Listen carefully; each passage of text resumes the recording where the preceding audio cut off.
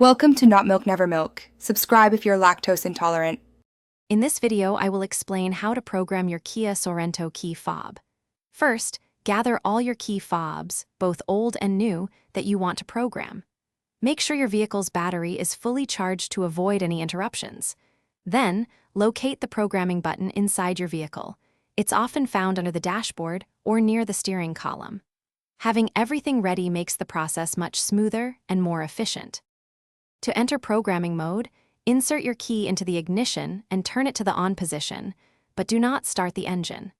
Next, press and hold the programming button for approximately 10 seconds.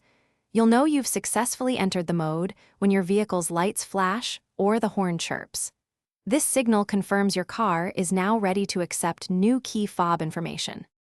Once in programming mode, take your first key fob and press any button on it within 20 seconds. The vehicle will usually respond with a chime or light flash, confirming that fob is programmed.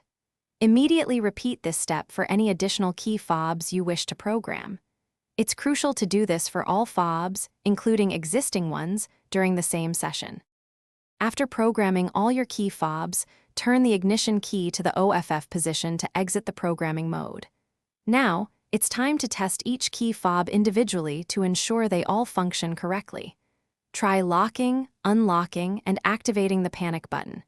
If any fob doesn't work, simply repeat the entire programming sequence from the beginning. You've got this.